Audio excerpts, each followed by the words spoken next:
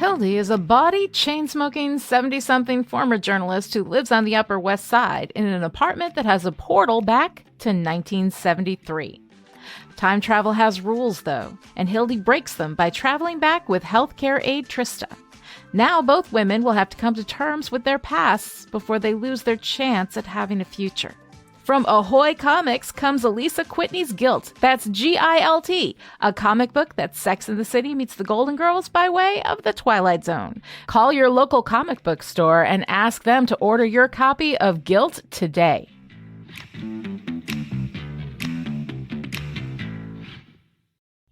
Welcome to Endless, a Sandman podcast from Chipperish Media. I'm story expert who's sick and tired of women in our line being stereotyped as black widows or killer nurses, Lani Diane Rich. And I'm writer, erstwhile DC Comics editor, and flawed and petty little dream, Alisa Whitney.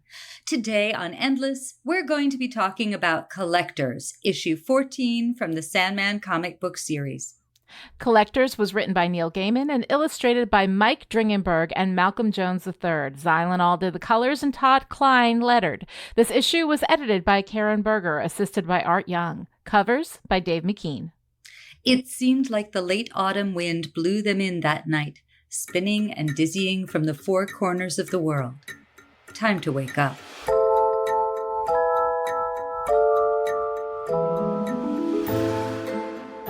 All right, so Alisa, here we are. We've just finished issue 14 of the Sandman series, Collectors. How do you feel about this issue? I find this issue and 24 Hours the most viscerally uncomfortable of the Sandman chapters. It skews dark in the way that Jamie Delano's Hellblazer skewed psychologically and thematically really, really dark. And even the Bradbury-esque poetry at the beginning is discomfiting. Now, I don't know what this is called anymore. If there's a term, somebody will tell me. But there's in prose, you can have a third-person narrative, and it's more or less objective. And then it will get colored by the thoughts and impressions of characters, one or more characters as it's getting close to them.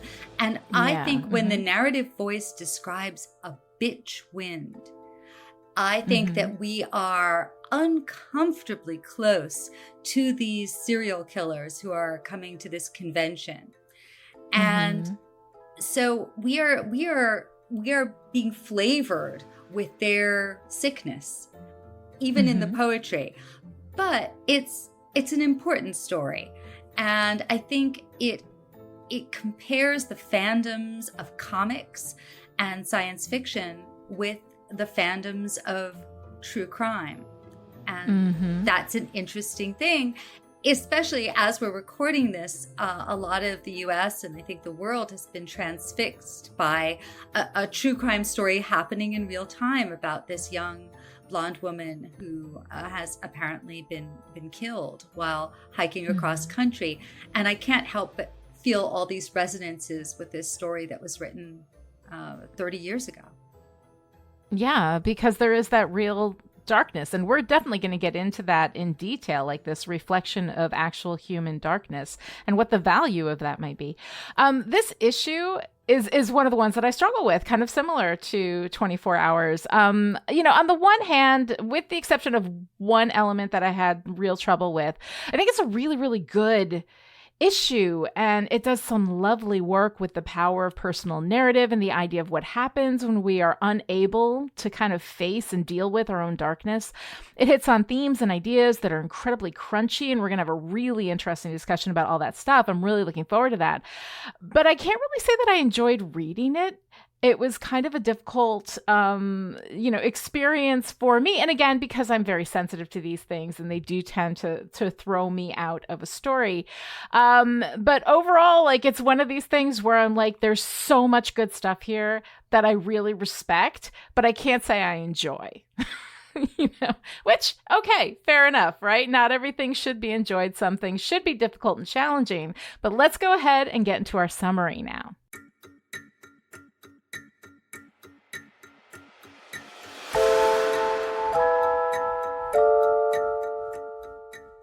The serial convention gets underway with con organizer Nimrod desperately searching for the missing guest of honor, the family man. When the slickly cool Corinthian appears, Nimrod asks him to become the new keynote speaker. While Rose and Gilbert follow police orders and keep to their rooms, Gilbert entertains and warns Rose with a grim fairy tale. The collectors, as the serial conventioneers are called, attend panels, including one called Make It Pay. Check out the movie schedule. The Collector, based on John Fowles' debut novel, is a favorite, and begin to suspect that one of the participants, the boogeyman, is not legit. As in all cons, there is an unexpected meeting in the elevator when a desperately uncomfortable Gilbert and oblivious Rose run into the Corinthian. Realizing the danger, Gilbert writes a name on a piece of paper and hands it to Rose, telling her to call him if things get bad. Things quickly do get bad for the bogus boogeyman, who turns out to be a serial killer wannabe as well as the editor and writer of Chaste magazine. While the Corinthian and two of his human imitators mete out punishment to the editor, Rose leaves the safety of her room for the hotel disco. Spotted by Funland, the large, outwardly affable con volunteer, Rose returns to her room only to find Gilbert gone. A knock on the door follows, and Funland, claiming a message from Grandma and sporting a wolf image taped to his shirt, barges into the room and assaults Rose. Rose finds the paper Gilbert gave her and calls on Morpheus, who appears and rescues her by giving Funland a benign dream of acceptance. The Dream King's next move is to attend the Corinthian speech, and even among a crowd of cold killers, Morpheus stands out. When the Corinthian challenges Morpheus, Dream sets him right, calling him a disappointment, and then uncreates him, leaving only a tiny skull with teeth for eyes. Morpheus then takes away the dreamlike illusion that all the serial killers have harbored, leaving them self-aware and tortured. Rose and Gilbert reunite, with Jed safe in Gilbert's arms, rescued from the trunk of the Corinthian's car. But all is not well, for Gilbert tells Rose that there will be consequences for calling Morpheus. Now he tells her. Okay, Alisa, oh my God, so much to talk about this week. So much. But let's go ahead and start with Dave McKean's unbelievably creepy cover that has a face on it that has teeth in the eye sockets. And it's so, I mean, when I say creepy, like, I'm not insulting. I hope everybody knows this. Like, I'm not insulting, but it is like, it's supposed to be creepy and it achieves that. It does. I think you've described it really well. I love that there's this strangely sedate blue fabric all around in use on the cover. And I think it evokes for me some of the convention hotel vibe. The other thing that I noticed, Dave's partner Claire is just lovely. They've known each other forever. She's a wonderful musician and artist in her own right. She was the model for many of the pieces. There's one later where we'll see a woman's body wearing a bird head, and that's definitely Claire. I am strongly suspecting that is Claire as the Corinthian, which just amuses me because Claire is just oh my God, a really warm and wonderful bohemian person, and the idea that she's kind of masquerading as the Corinthian on this cover is kind of takes some of the creepiness away from me. Oh, I imagine that it would. I mean, then it would become almost funny if you know that face and know that the person who owns that face is delightful. You know, I mean, that would definitely throw in a different context. I love all of that kind of convention feel to it, but there's also like this ripped map of Texas. There's a piece of it above the image of the Corinthian, and it looks almost like it's crumpled a little bit at the bottom to almost form a wrist. It looks kind of like a hand to me.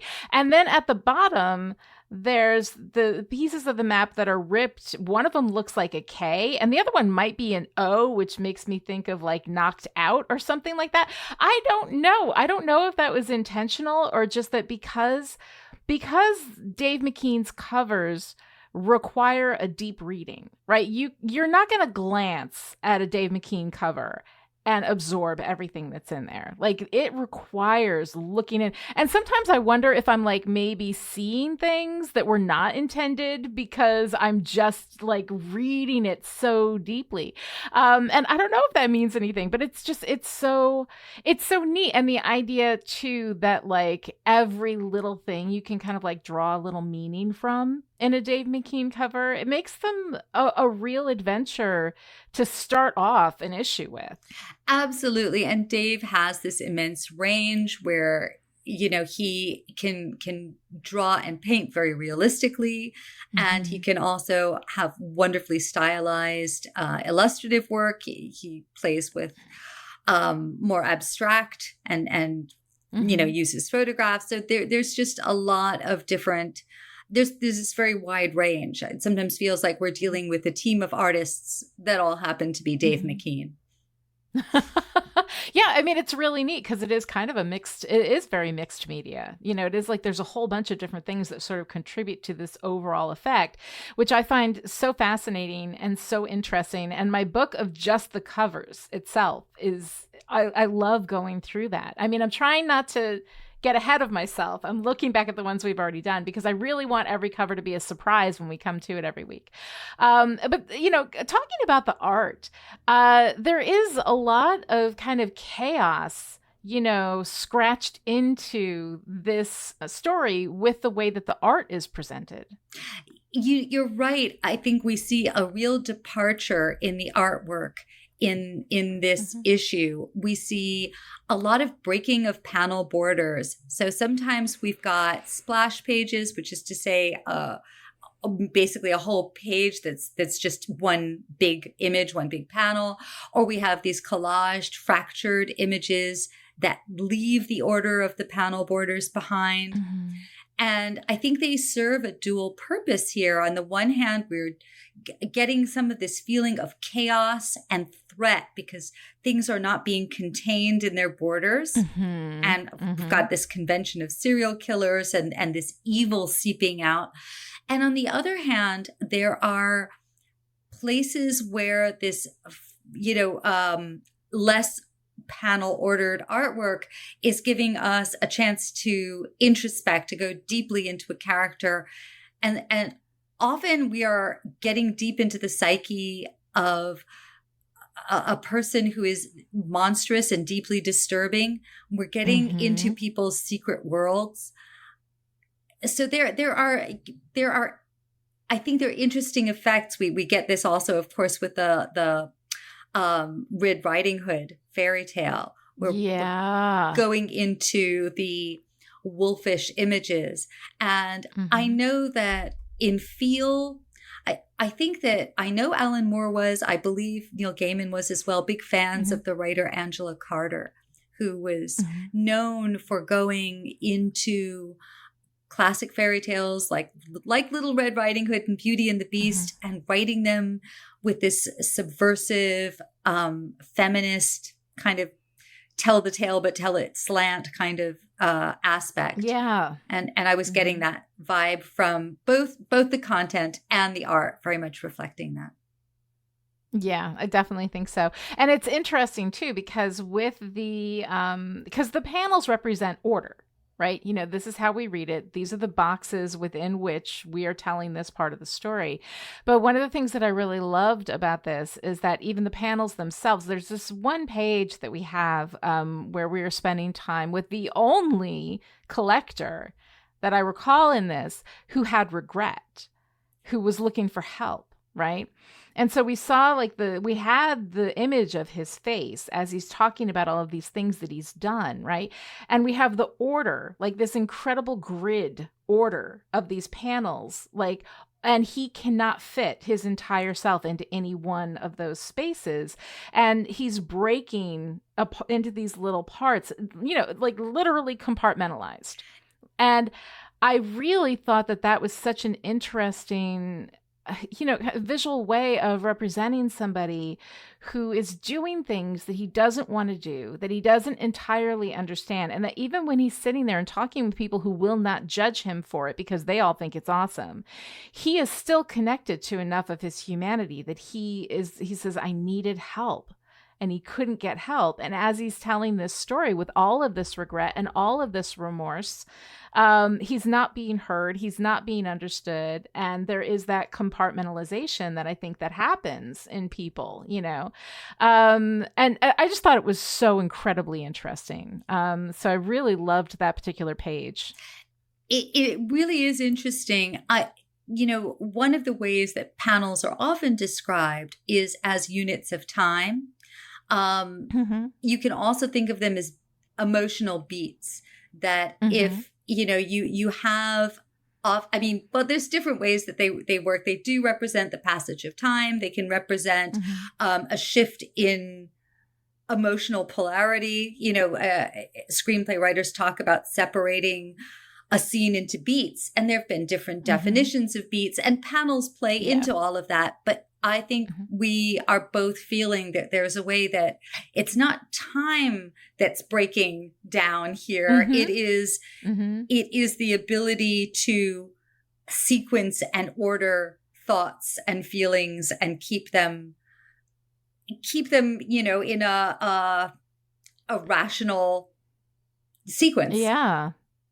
Yeah, no, it's so fascinating. And the way that the art can differ, even with the same artist in the same story, in the same issue, we see these art styles kind of differing from, collector to collector, whoever's POV we're in, which I really find adds such an element of understanding, of experience, of kind of living within this darkness, which is a lot of what this issue is about, is that darkness within all of us that sometimes we're afraid to look at. But before we get too deeply into that, I wanted to talk about conventions and fandoms and the role of that as a metaphor in this story. You have some amazing notes on this, so I can't wait to hear you talk about this. Oh, thank you. Well, when I visited this material for the first time in the book Sandman, the King of Dreams, I wrote that this chapter is very much a further development of Morpheus's developing consciousness of the bond between himself and humankind. And because we have covered this as it originally came out right after Hob, I think we can see this as part of that continuing story of Morpheus recognizing that his relationship with humankind has been too distant, that he needs to get closer. Like a lot of Neil's stories, The Collectors, I think, is also a commentary on the bond between author and audience. Morpheus becomes more aware of the consequences of cutting himself off from the people who are collaborating in the enterprise with you. So in this case, he's the king of dreams, and he can't cut himself off from humans who are the dreamers. Well, I guess some of the dreamers. There are also non-human dreamers. But as a metaphor, it's also about authors and celebrities and their audience. The Corinthian is, in this sense, he is the dark mirror that he was supposed to be, because he's so enamored of his own star status. He has forgotten his true purpose was to be a dark mirror. And that's to say, Sandman later calls him the masterpiece nightmare. And he was meant to evoke recognition and self-awareness in people. And instead, he infected humans with his joy of death and, with their preoccupation with his surface glamour. And he permitted his fans to continue to see themselves as misunderstood and as victims, even as they were victimizing others. So I think there's a lot going on, and that aspect of this issue is what really resonates with me. The other thing is I'm the daughter of a science fiction writer and a fan and a comic book person. So I've been going to conventions for a very long time. And, and I see this as a bit of a high wire act, because on the one hand, this is definitely a bit of a satire about conventions, science fiction and comics conventions, and the conventions of conventions. But I think it doesn't insult the fans. And that's really something you don't want to do. You don't want to feel that, that the writer is doing what I think there was an ancient SNL where William Shatner comes on and says to some Star Trek convention, just get out of here, get a life. It was just a TV series. Go home. And, you don't want to do that because there is so much magic to conventions. And that said, there's also a lot of weirdness. On the one hand, especially in the pre-internet age, those of us who had esoteric interests, meaning comics not killing people, this was your one chance maybe to go and mingle and talk to other people. Yeah. And I think there is a weird wry sweetness to the fact that, you've got all of these panels. I love the one called Make It Pay, because who hasn't gone to a convention of, whether it's science fiction or comics or romance writers, something, please, can I make some money off of this instead of just spending everything? Yes. I love the convention. Like, I love it, especially the nerding out over the minutia of everything that they do. I did not feel for a minute like this was an insult to conventions. I felt like conventions are one of the most human things that we do, where we get all excited over something, and everybody gets together who knows like everything that's ever happened in Buffy, like that kind of thing, And my favorite thing in the world is taking something I love and breaking it down and analyzing every little piece of it to death, clearly, because I've made a career out of that.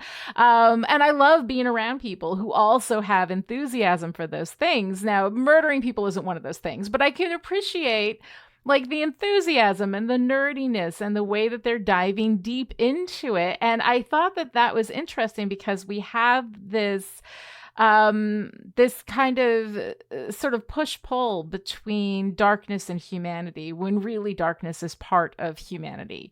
And so showing this enthusiasm and nerdiness at the heart of this story, which is also about murder and misogyny and evil and just trauma.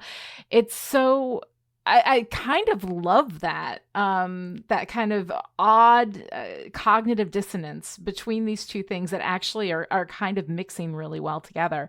But one of the things that I really loved about this, and the first thing that caught my attention in this issue, are the bookends, right? Because we open and we close with the same thing. And the thing that I love about bookends is that they reflect upon each other. You open a story with one thing, you end it with another thing, and the ways in which those things reflect each other and are different, and then gives you the meaning, like it points to what this means on a map, right? And so for me, when you have a bookend like that, it's done so beautifully. And I love this language. It seemed like the late autumn wind blew them in that night, spinning and dizzying from the four corners of the world. It was a bitch wind, knife sharp and cutting, and it blew bad and cold. It seemed like the bitter fall wind brought them there. Perhaps it did. I love that. And then we move into the winter part at the end of it with the same panel at the top, and it says, the first wind of winter blew from the north, and it had ice and rime on its breath. It was dirty and sharp, and it cut like a razor. It scattered them into the night, the quiet ones with death in their eyes. It seemed like the darkness swallowed them. Perhaps it did. Those are both abridged versions of all of the language that's in there. Get the comic. It's worth it. Read it. It's amazing. I love this language. I love the way it reflects, on what has changed from the beginning to the end. And I love your question of whose voice is this, right? I think maybe what you were talking about is omniscient third versus deep POV third. Or maybe you were talking about something else. I don't know. But the POV that we're in during this, I was certain was the fake boogeyman. Like, I was certain it was that guy, except that we get more of that narration after he is well dead, So I'm not really sure, where this narration comes from, but it does seem like this narration is part of that darkness as well. This narration has been infected with that darkness the way that these people were infected, with whatever it was the Corinthian brought to the table on this. And I love that in the beginning, all of this is interrupted by one of the collectors singing Lydia the Tattooed Lady. And there's nothing like a song that is supposed to be somewhat off color for the time. For the time, this was a highly risque little piece of music, like in the, I don't know, the 20s or the 30s, whenever Lydia, the Tattooed Lady was a thing, and to have something that in another context would have been so shocking, to look so ironically innocent, because it's not even close to shocking in comparison to what these dudes are up to. All of that I thought was just so beautifully constructed. Absolutely. I just looked up because sometimes we're talking and I will think of something that I didn't put in the script, and I'll just start talking and then I'll think, wait, is that right? And I get insecure. So what I was trying to say before was indirect discourse or free indirect speech. It is the technique where let's see, I'm reading from Wikipedia, the technique of presenting a character's voice partly mediated by the voice of the author. I always think of it as when the narrative third person voice is colored by the thoughts and style of just of picking speaking. Up the flavors. Yes, of the characters.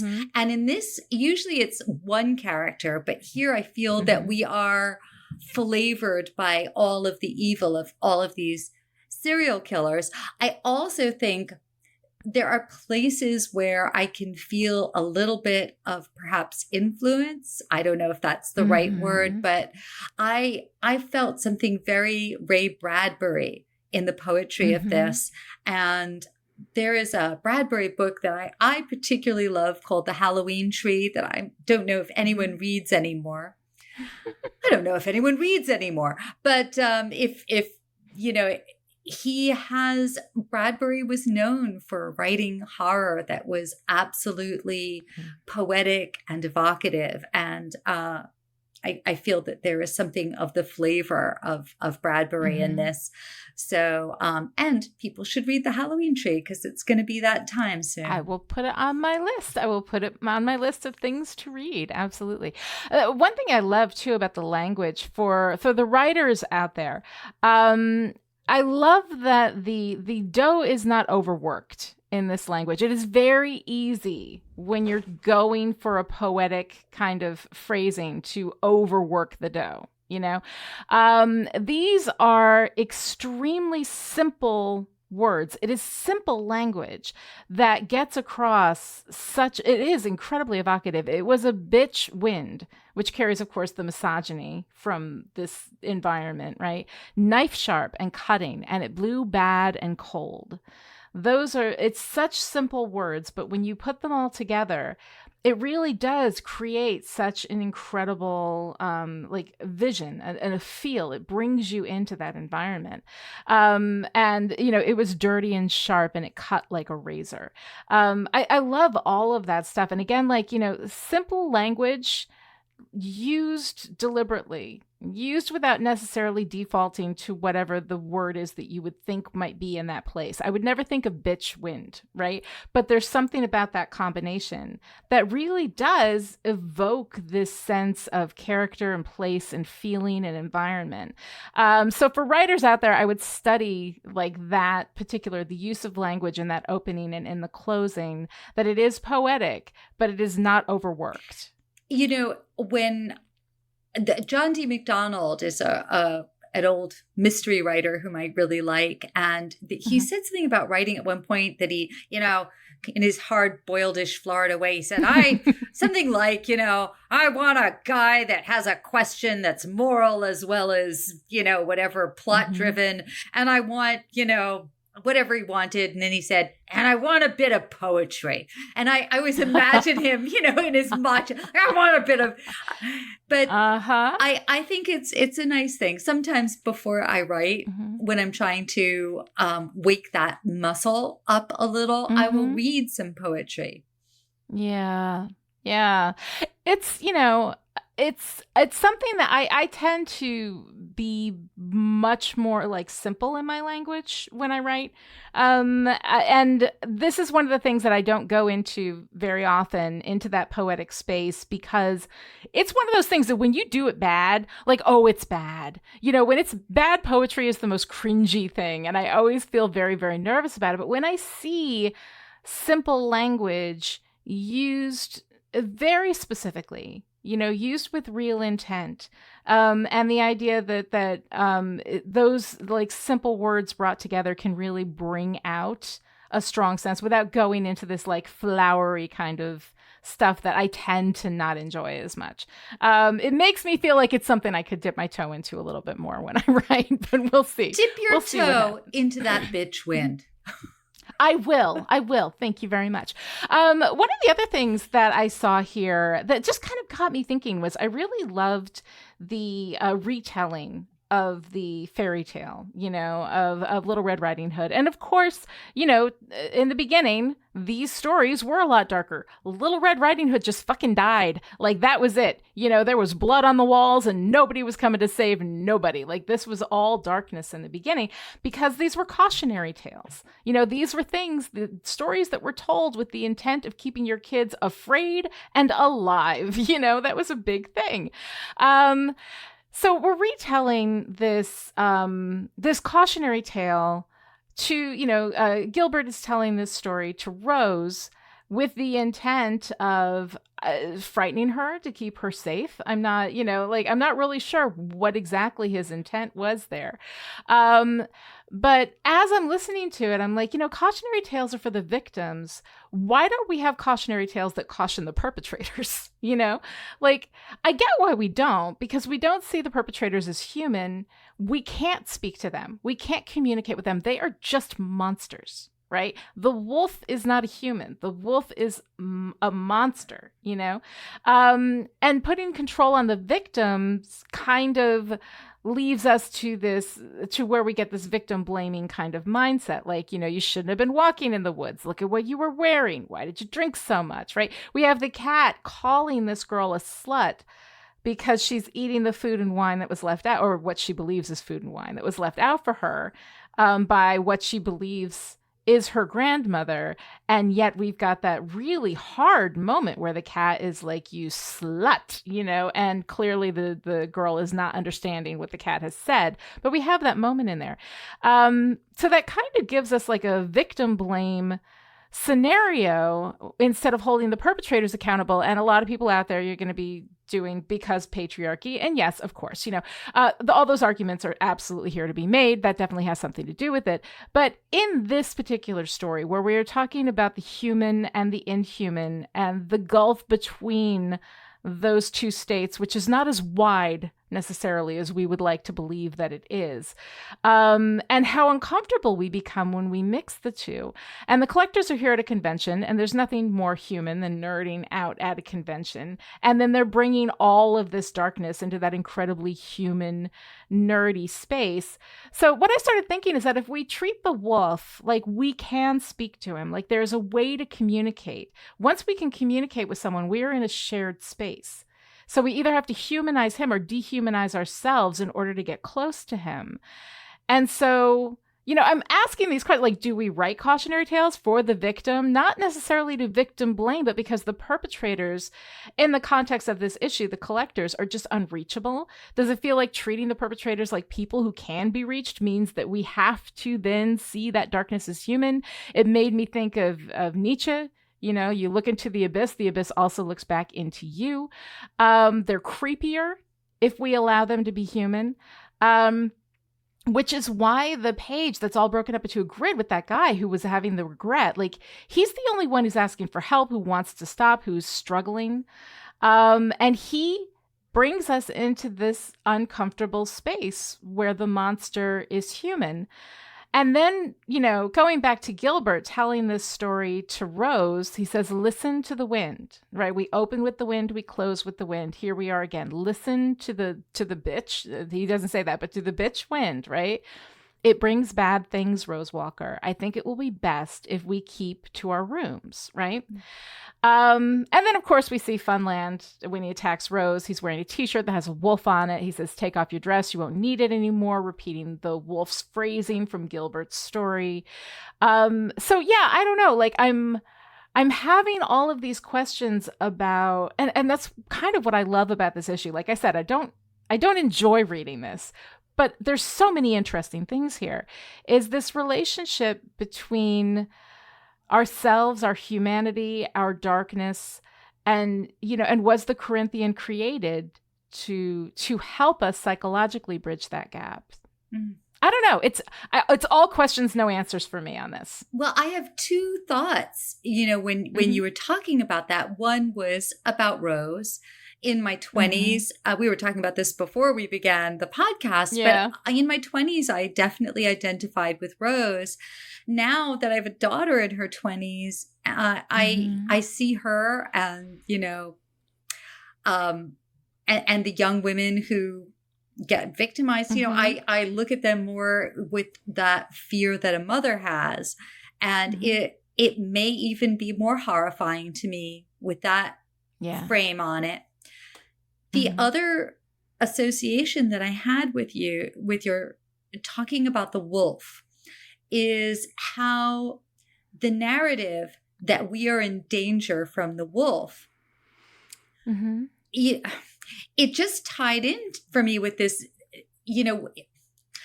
oh gosh, in the news right now, there have been increasing hunting of wolves in Wyoming, I'm trying to remember which states, where they've really done some intense culling and hunting of wolves. They did it last February during the season when wolves are denning.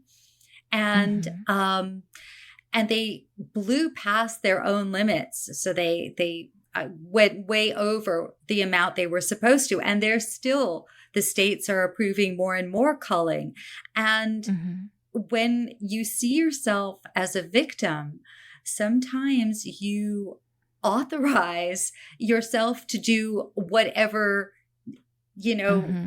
everything is now acceptable because you have considered yourself the victim. So these people who say, and I understand that for some of them it's livelihoods and they have their reasons.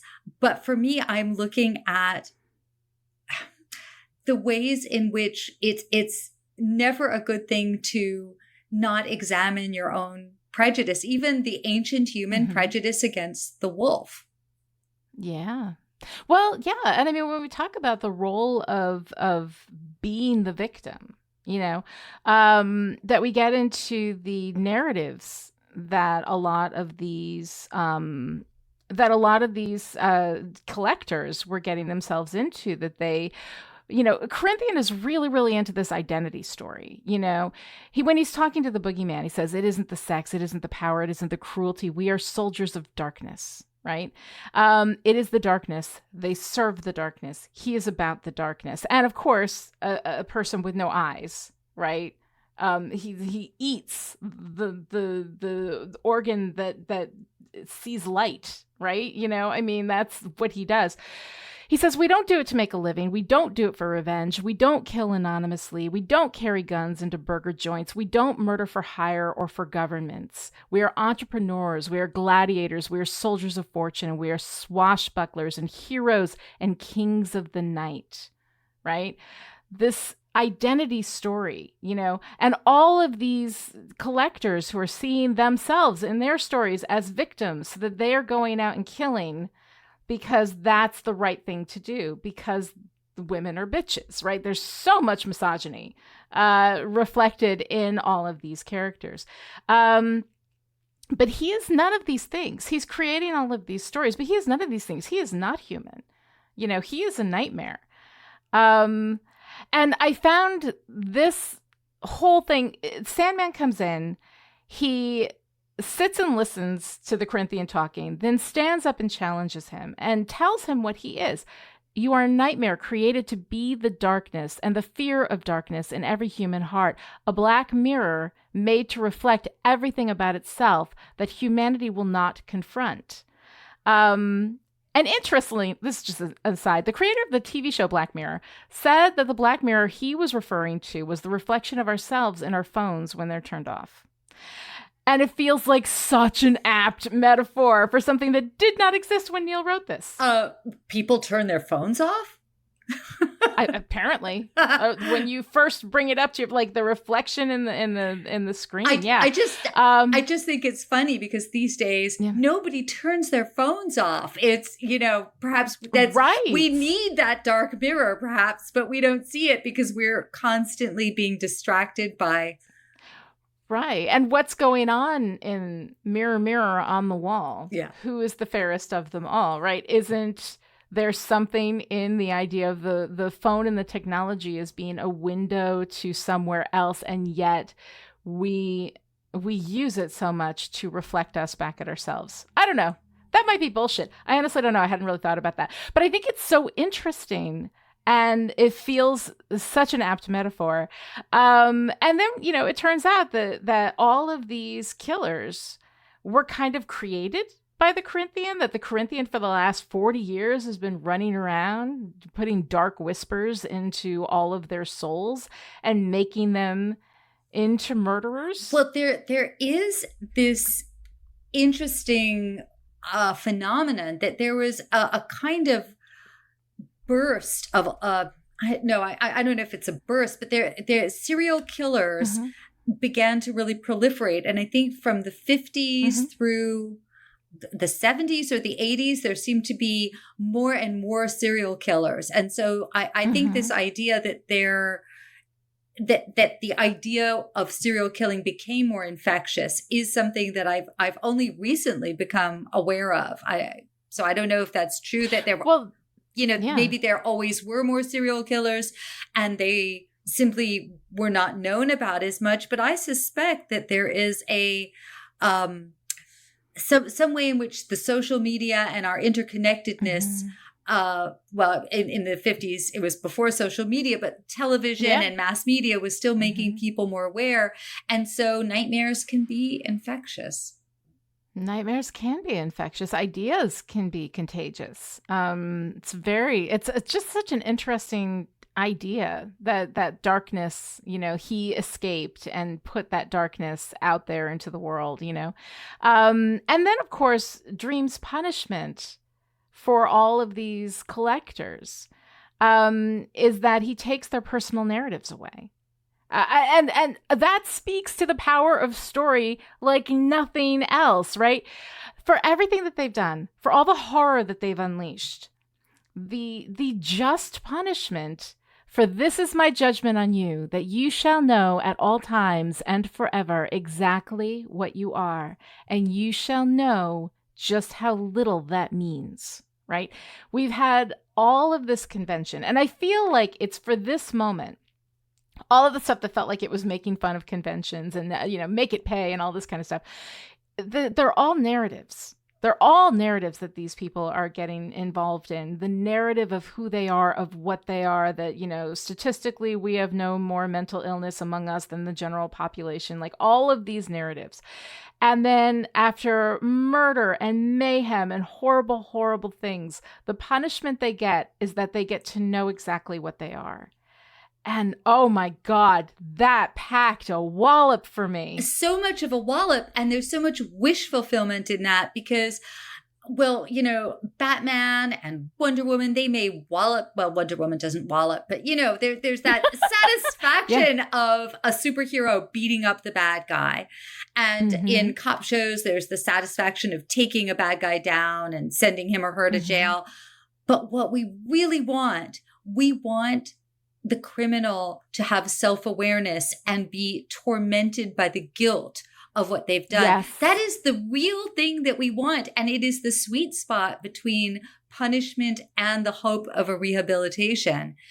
And so it is so satisfying, even though, once again, we are in the arena of assault and sexual assault. And, you had some thoughts about that because it is uncomfortable. It is not the area where, I'm not saying that literature should and I do think this is literature. I don't think literature should necessarily shy away No, absolutely from difficult from difficult subjects, but this is uncomfortable to read, challenging. It is. Yeah, it's really difficult. I mean, we're dealing with a lot in this issue. As I was reading it, I was like, is this longer than the other issues? It feels like, because there's so much. And I'll admit this issue is a bit overwhelming. We have Rose as a victim again, saved by a man again. And the threat of rape again being something that is used to kind of, we didn't need to have that, right? And one of the things that I talk about, when I teach people about stories, is that you want to earn what you use. There are a lot of things that we do in our storytelling culturally that are done kind of casually, without payment, right? Without narrative payment for them, and so they're exciting, and it's and it's a gasp, and it's all of this stuff, but the thing is that there's a real cost for that. Like fiction helps us walk through the things that we don't want to look at, right? The Black Mirror, and this is a story that's actually talking a lot about that, right? That our stories are where we go to process all of these things. And when you think about dreams, Cain and Abel, right? They're the keepers of the stories, right? And Dream is the story king, right? Dreams are stories. We process the things that happen to us through metaphor and story because we cannot handle the actual reality of them. And I would say, like, this is the thing that I have, probably this is my biggest quibble with this issue, is that what happens to Rose is disturbing and not narratively earned. And I think that I am okay. Like, all the misogyny that you've got in this issue, absolutely. Like, you're talking about darkness, human darkness, and how that presents itself. In no way is any of this misogyny being celebrated. It is not being shown as like, this is the way that men are men and it's okay. There's no boys will be boys bullshit in here. So with the misogyny, 100%, I rubber stamp all of that. That is something that we need as a culture to examine. And this is examined in this issue in a way that it should be, But the attack on Rose is, first of all, like the second threat of sexual assault that we've had with her. We had her in the alley when Gilbert originally saved her.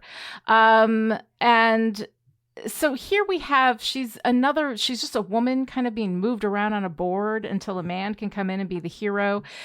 And the sexual assault, what happens with sexual assault is that there is sexual assault and in the moment, and it's often looked at as, once you're safe, then you should just be over it because this is over. But you're not safe again after that. Like, it takes a lot of work to come back from the experience of sexual assault in all of these ways. And when in our narratives we have somebody who is sexually assaulted and we don't walk through the process of healing that trauma with that character, what it does is it tends to minimize that. It tends to add to this idea that, like, well, Rose just got up and got over it. Like, I should be able to get up and get over it. But the fact is that, like, what's involved in that kind of violation of your safety and your autonomy is huge. Survivors have so much work to do to resolve that trauma. And even then, you're never going to be a person that didn't happen to. And so for me, when I come across these stories and it's not narratively paid for, we don't pay for that excitement and that moment of thrill and adventure and trauma, it can sometimes, to me, just be like I went through this, triggering issue, this triggering story, without getting the payoff of it being resolved and her actually working through all of that. So we've done this with Rose now, like, not once but twice. And that's something that can be disturbing. And again, like, This isn't to like shame or wag my finger. It's just like, as writers, and a lot of people who listen to me are writers, because that's how I got into this, was in talking about writing and storytelling and how powerful storytelling is, that as we move forward, it's something to keep in mind as we talk about these things. Yeah. And I suspect that when it comes to the TV series, we're going to see Rose having more of an arc. This may be partially the limitations of space and just, how we've all have a greater awareness. There is something about Rose that, how can I put this? She does seem to be a concentrator of people's lust, shall we say. And that is something that we will find out more about. Yeah, we're going to get into that a little bit more. And there are, there's so much interesting stuff that's going to happen in this arc as we move through the rest of Dollhouse, because although I wasn't supposed to read ahead, I did. So I know how it ends, and now I'm a little bit spoiled. But one of the other things that I kind of wanted to get into here is, I was thinking about how, Dream deliberately created the Corinthian for a purpose, right?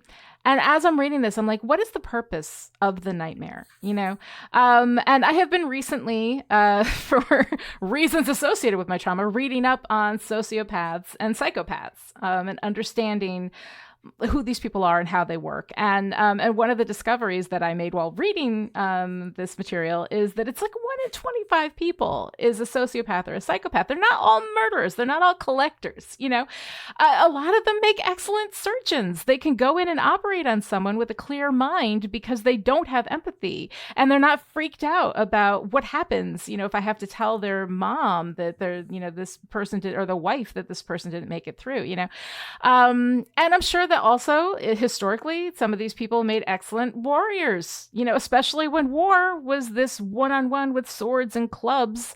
It would require somebody who didn't mind killing people to protect the community, so maybe that there is a reason, like a evolutionary reason why we have 1 in 25 people, which is a lot, without empathy, and it sucks. Yes, when you come up against a sociopath in your personal life, maybe there's a reason why they exist. Maybe we need them. Maybe Dream knew that, and created the Corinthian to be the thing that allowed us to deal with our darkness, and again, like I go back to Nietzsche, whoever fights monsters should see to it that in the process he does not become a monster. And if you gaze long enough into an abyss, the abyss will gaze back into you.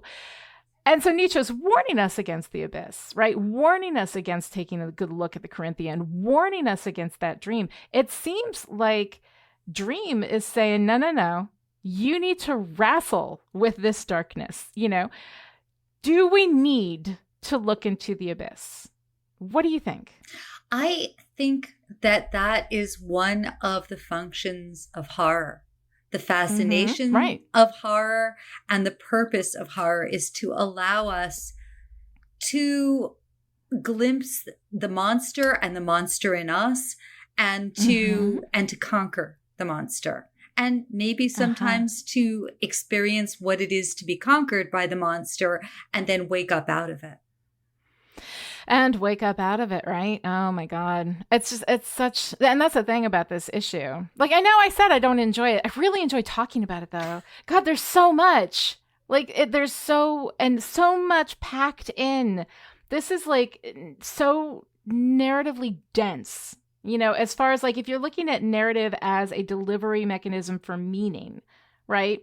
This one is narratively dense. It has got so much packed in there. And I love, most of the stuff that I've talked about in this episode has just been questions, just questions, just things you're making me think about, questions you're making me ask, which I freaking love. I think it's awesome.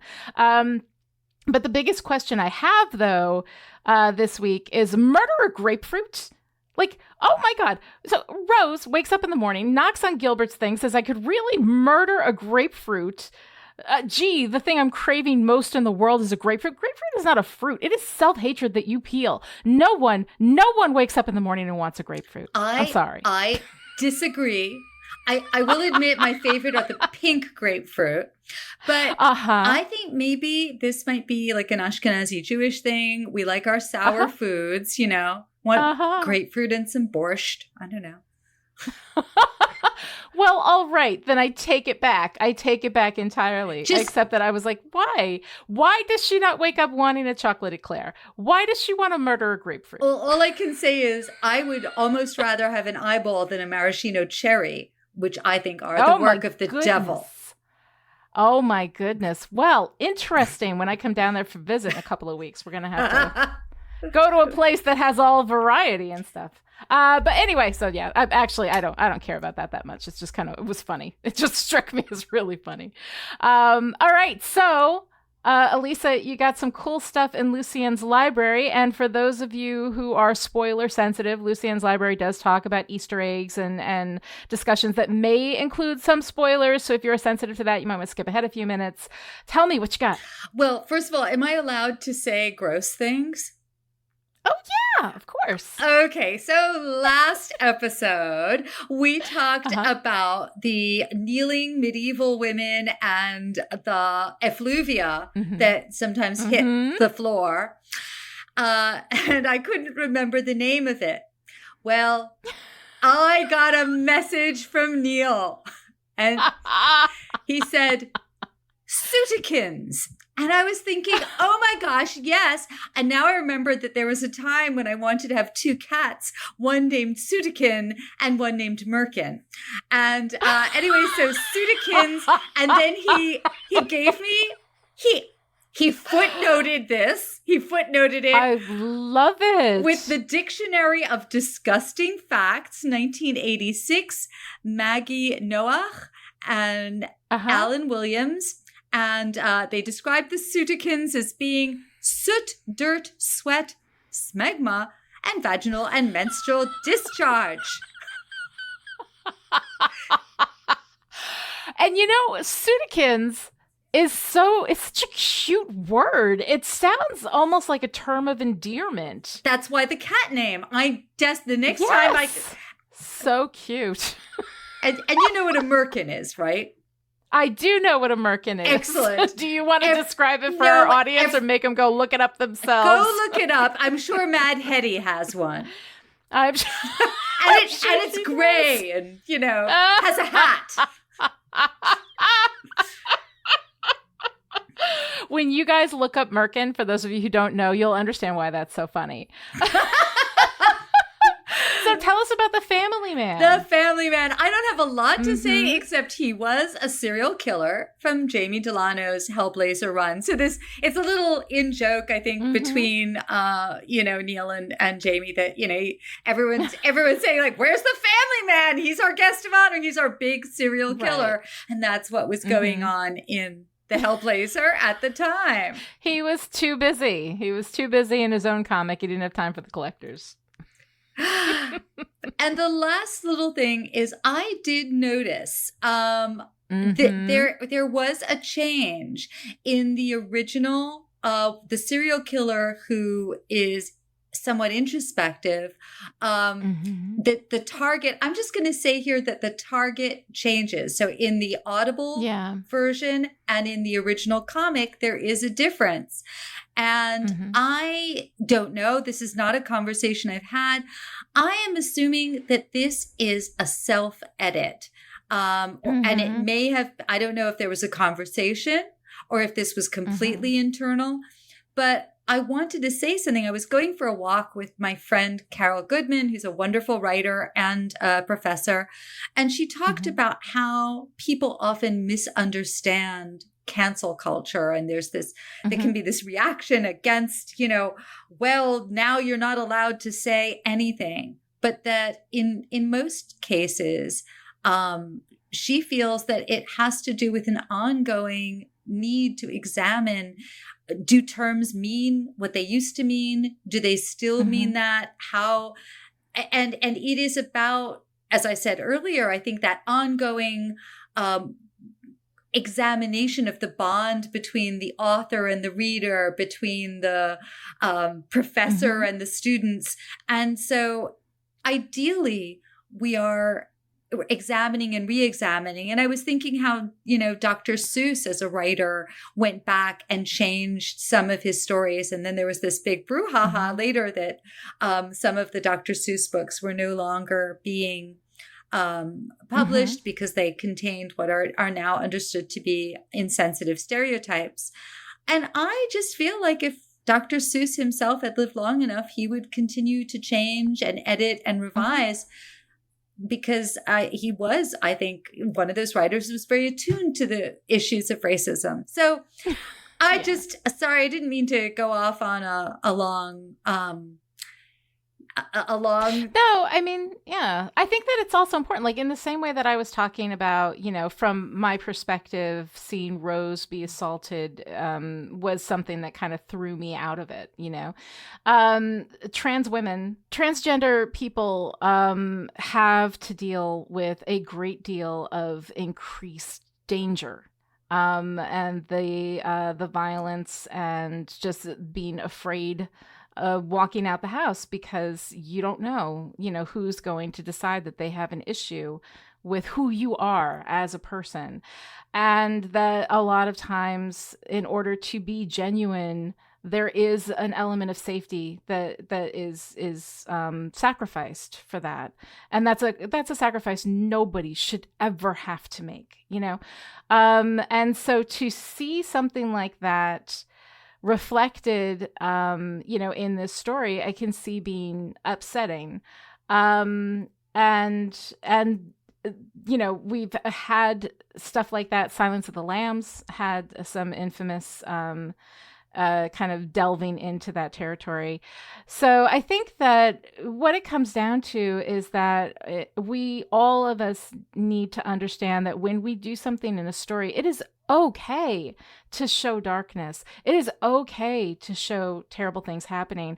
It's just that we have to be aware of the fact that if we're creating something that may be somebody's lived experience who is reading this, then we just have to think about that. And not glamorize. I think that I feel like this is the episode in which I've had the most trouble finishing my own sentences. But maybe it is because this is challenging material. But it is hard. I think that maybe the lesson of the Corinthian is we don't want to inadvertently glamorize the thing which we are meant to be examining and subverting. Yes, and disgusted by. And that's the thing. Like, there's a load of misogyny in this issue. I don't have an issue with any of it. I think it's all okay because we're not doing boys will be boys. We're not saying it's okay. I think that the page, that we're referring to here could be like really, really upsetting. And I'm not in any way going to say that, I can speak to how the misogyny and how the sexual assault affects me. I cannot speak for how this might affect somebody with that life experience. But I can say that I think that we're all moving forward trying to think about these things. And again, like everything we do in fiction, we've got to look at our own darkness. We can't be afraid to look at the truth and the reality of what people have to live with. But when we do that, we want to do it with some sensitivity and earning that narrative as well as we can. So it's just, it's again, something to think about as we move forward. You can't undo what's been done. We've all written, I go back, I listened to an audiobook of mine and cringed at things that I had written. And it was never my intention. It was just something I didn't know at that point. I couldn't, so like, I don't hold this against anybody who created this material. I think the fact that this material exists gives us a space to talk about a lot of these things, and that is a good thing for us to move forward and evolve as a society, I think. But moving forward, we need to have these discussions so that as we create, things and art, we do it with a consciousness and an understanding and empathy for the people who have to live through the things that we talk about. Absolutely. Absolutely. So, do you have a favorite part? I do. I love the page where Dream confronts the Corinthian. The panels are almost all these primary colors. It's all like yellow, red, blue, and it balances out. So we have one like stark black and white panel with no borders on one corner, and then we've got kind of like a little double panel down in the other. And a lot of the pages within this series, the pages are divided 3x4. So we've got, this like the page that I kept talking about that I also love, which is probably my second favorite, is the one that cut through the grid, that cut through the guy who had the remorse. And then here we've got this slap down, from Dream on the Corinthian. And I love the language in the way that Dream talks to him and tells him what he is. But I also love the way it is visually represented in this very simple elemental primary color kind of language that says, here we are, we're not messing with anything. We're at the basic elements of color, and we're using those to tell this story that is about the basic elements of our humanity and our darkness. And I just thought that was so cool. Look at you getting so savvy with the comics. I didn't know that I could do this. I'm learning so much. Like I said at the beginning, I'm not typically a visual reader, and working with these comics has made me think so much more visually. I'm having so much fun with it. I love it.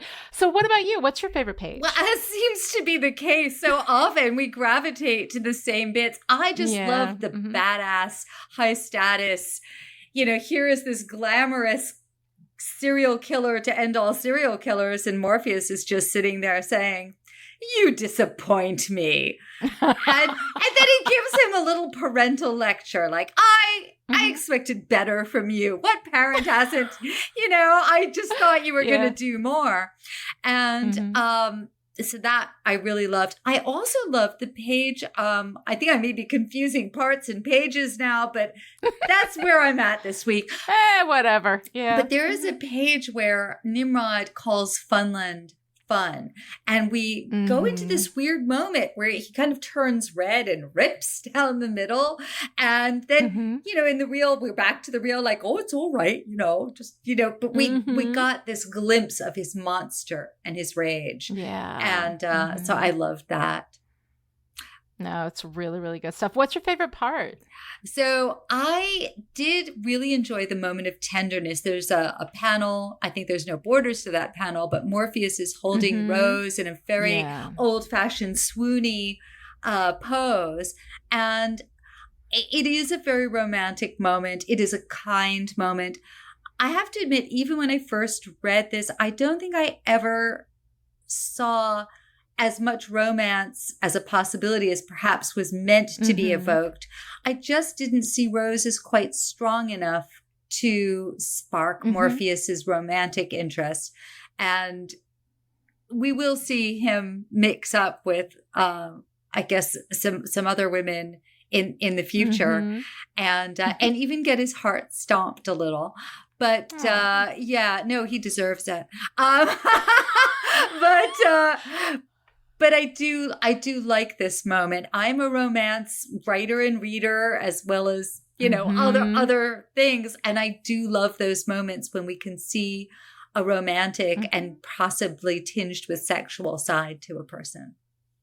Yeah, I think that's going to be a lot of fun. I come from romance writing too. That's how we met. So yeah, it's a lot of fun. I always kind of look for those moments, but yeah, with Rose and Dream, I don't buy it because there's just not enough time. They don't know each other, but it's interesting to see kind of how that evolves.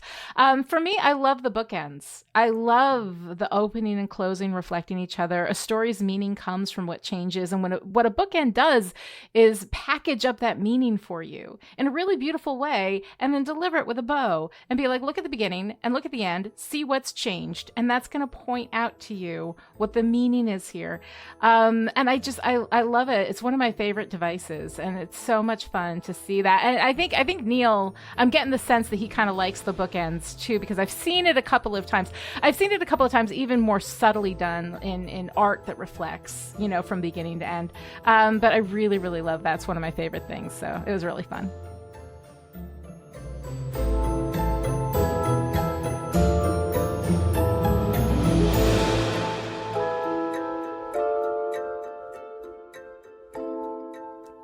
All right, if you enjoyed this conversation and would like to join in, connect with the show on Twitter, follow @Chipperish and use the hashtag #EndlessPodcast, or send your comments or questions to endless@chipperish.com. This episode of Endless was brought to you by the Chipperish media producers who support us on Patreon at the power producer level. These people are the reason why Endless is coming to you free and ad-free right now. So thank you to Abby, Alice, Christina, Erica, Kevin, Kristen, Michael, Rose, Sarah, Shelley, Stephania, and Stephanie. And this week's special message for our power producers: there are earlier versions that are even worse. To find out how you too can support Chipperish Media, visit patreon.com/Chipperish. Other ways to show your support: write a great review on Apple Podcasts, tell your friends about the show, or murder a grapefruit, I guess. This episode of Endless was edited by Chipperish content editor Jack Cram. Jack, you're something of a legend among collectors. We will be back next time with Into the Night, issue 15 of the Sandman series. Until then, if I hear another of your theological paradoxes, I'll scream.